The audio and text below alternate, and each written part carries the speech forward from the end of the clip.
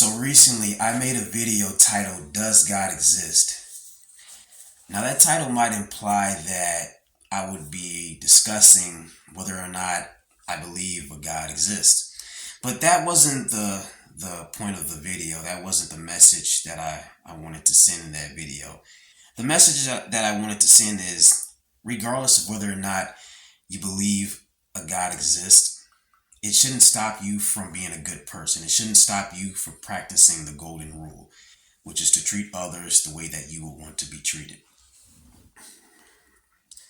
And over the most part, I stand by pretty much everything I said in that video. I stand by that. I stand by the message that I wanted to get across. And I didn't intend, I wasn't trying to get into whether or not, even though in that video I did say that I do believe in a higher power, and I do.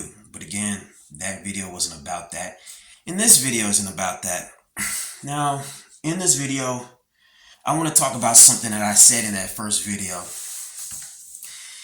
Like I said, I stand by a majority of the things that I said, but it's one thing that I said that I kind of want to expound on and clarify, because I realized that it sends a message that I didn't want to send, and it was just flat out wrong to say, to an extent. And basically what I said was, people that question the existence of God do it to get away with being horrible people. Basically, if you're saying prove God exists, or does God exist, or where's your evidence, you're only doing that to justify being a piece of shit. I think that's pretty much what I said. And I stand by that statement to an extent. I think context is everything. Like, for example, the reason I said that, I was thinking from the standpoint of, okay, here's an example. Take a guy, he's walking down the street, he sees a random person, doesn't even know them, beats the hell out of them. Maybe sexually assaults them, takes something from them, just violates them in all kinds of ways. Or some random person, right? And then someone comes along and says, they come along and says, whoa, dude, that's not right. That's immoral. God is looking at us. He wouldn't want you to do that. God is, and the guy cuts him off. He says, well, prove God exists. God doesn't. How do you know God exists? A scenario like that, that's what I was pretty much referring to. He's using the fact that, or he's using this notion that there is no proof that God exists, and he's saying things like prove God exists in order to dodge accountability for his actions. He's basically trying to justify violating someone. This is when I say that, so that's what I meant by that. And a lot of people do that. It's almost the equivalent to someone saying, morality is subjective. Right and wrong is subjective. There is no right, there is no wrong. A lot of people that say things like that, they're usually doing a lot of bad things to people, a lot of terrible things to people. So with that regard, that's what I meant by, people that question the existence of God. They're only doing it to try to deflect responsibility for their fucked up actions. Now, I understand there's a flip side to this.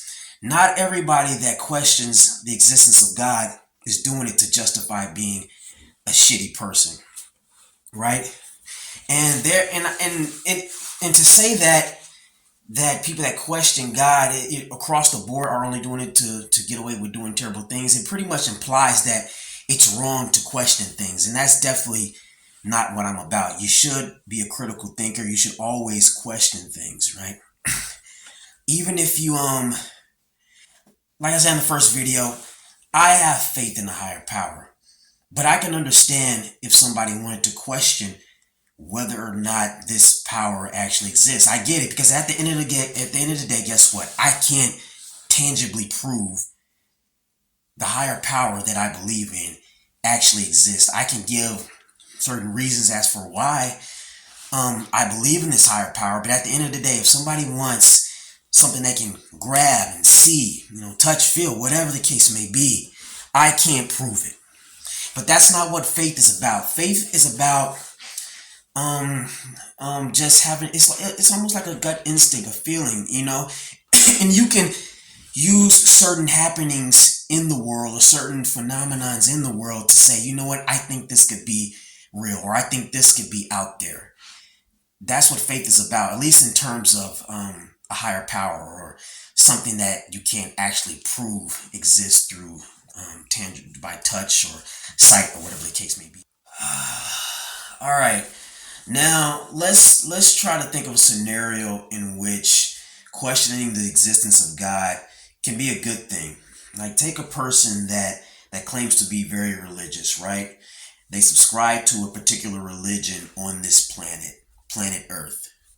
And they use their religion and the God associated with this religion to justify, I don't know, going into some random country that they've never been before and just randomly start enslaving people and violating them in the worst ways possible, right? And they're saying it's permitted because their God says it's okay, and they may even go as far as to say their God wants them to do it, right?